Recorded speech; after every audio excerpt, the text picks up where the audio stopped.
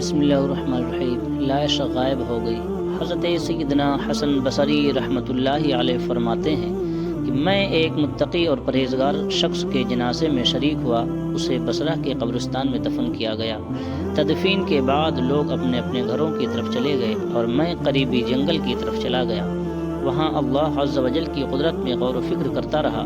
ایک جگہ بہت گھنے درخت تھے۔ میں نے جب بغور دیکھا تو ان درختوں کے پیچھے ایک غار نظر آیا۔ میں نے اپنے دل میں کہا کہ شاید یہ غار ڈاکوؤں اور لٹیروں کی آماج گاہ ہے۔ جب میں اس غار کے قریب گیا تو دیکھا کہ وہاں نورانی چہرے والا ایک حسین و جمیل نوجوان اون کا جبہ پہنے بڑے خشوع اور خضوع سے نماز پڑھ رہا تھا۔ میں اس کے قریب جا کر بیٹھ گیا اور اس نوجوان نے رکوع و سجود کے بعد سلام پھیرا اور میری جانب متوجہ ہوا۔ میں نے سلام کیا، اس نے جواب دیا۔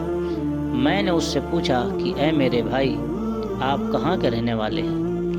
اس نے جواب دیا کہ میں ملک شام کا رہائشی ہوں۔ میں نے پوچھا کہ آپ شام سے بصرہ کس مقصد کے لیے آئے ہیں؟ اس نے جواب دیا، میں نے سنا تھا کہ بصرہ اور اس کے قریبی علاقوں میں عابدین اور زاہدین اور باعمل علماء کرام رحمہ اللہ تعالی بہت زیادہ ہیں۔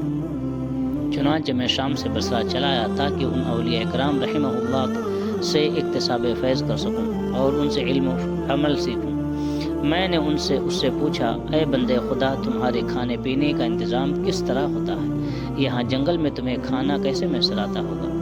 اس نے جواب دیا، جب بھوک لگتی ہے تو درختوں کے پتے کھا لیتا ہوں، اور جب پیاس محسوس ہوتی ہے تو جنگل میں موجود تالابوں سے پانی پی لیتا ہوں۔ میں نے کہا، نوجوان، میری خواہش ہے کہ میں تمہیں عمدہ آٹے کی 2 روٹیاں پیش کر دیا کروں تاکہ تم انہیں کھا کر عبادت پر قوت حاصل کر سکو۔ تو نوجوان کہنے لگا کہ ایسی باتیں چھوڑو، میں نے کئی سالوں سے کھانا نہیں کھایا، پتے کھا کر ہی گزارا کر رہا ہوں۔ میں نے کہا کہ اے میرے بھائی، اگر تم ہمارے کھانے کو قبول کر لو گے تو ہماری خوش قسمتی ہوگی۔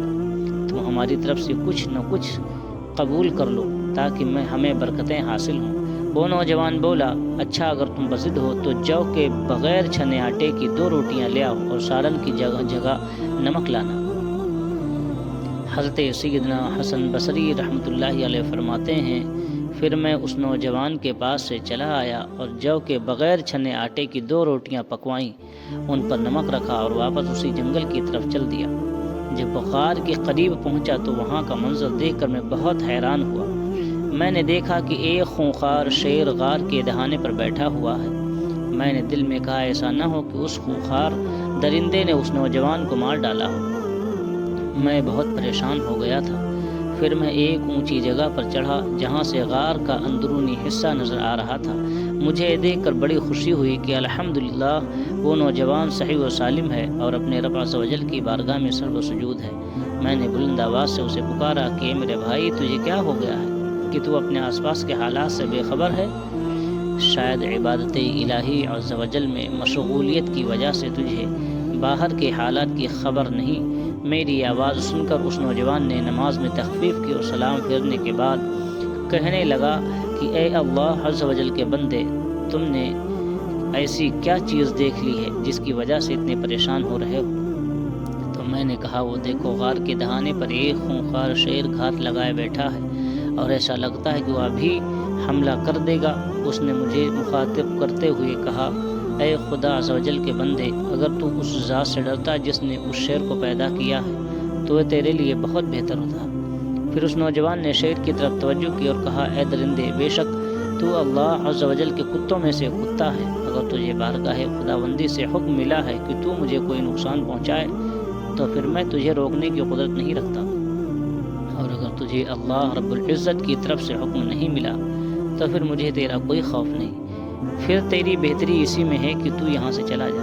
تو خامخواہ میری اور میرے بھائی کی ملاقات میں حائل ہو رہا ہے۔ ابھی اس نیک خصلت نوجوان نے اپنی بات مکمل بھی نہ کی تھی کہ وہ شیر دہاڑنے لگا اور دم ہلاتا ہوا وہاں سے اس طرح بھاگا جیسے اسے اپنا کوئی شکار نظر آ گیا۔ جب شیر وہاں سے چلا گیا تو میں اس نوجوان کے پاس آیا اور یہ کہتے ہوئے 2 روٹیاں اس کے سامنے رکھ دی کہ اے میرے دوست، جو چیز تو نے طلب کی تھی وہ حاضر ہے۔ اس نے روٹیاں لیں اور انہیں حسرت بھری نگاہوں سے دیکھنے لگا، پھر وہ رونے لگا۔ روتے روتے اس کی ہچکیاں بند گئیں۔ پھر اس نے روٹیاں نیچے رکھ دی اور آسمان کی طرف دیکھتے ہوئے کہنے لگا: اے میرے پاک پروردگار عز و جل، میں تجھے تیرے عرش عظیم کا واسطہ دے کر التجا کرتا ہوں کہ اگر تیری بارگاہ میں میرا کچھ مقام و مرتبہ ہے اور میں تیری بارگاہ میں مردود نہیں بلکہ مقبول ہوں، تو اے میرے اللہ عز و جل مجھے اپنے قرب خاص میں بلا لے اور میری روح قبض فرما لے۔ حضرت سیدنا حسن بصری رحمۃ اللہ علیہ فرماتے ہیں کہ ابھی اس نوجوان نے یہ دعا مکمل ہی کی تھی کہ فوراً اس کی بے قرار روح اس دنیاوی زندگی کی قید سے آزاد ہو کر عالم بالا کی طرف پرواز کر گئی۔ میں واپس اپنے علاقے میں آیا اور چند متقی و پرہیزگار لوگوں کو جمع کیا تاکہ ہم اس نوجوان کی تجہیز و تکفین کر سکیں۔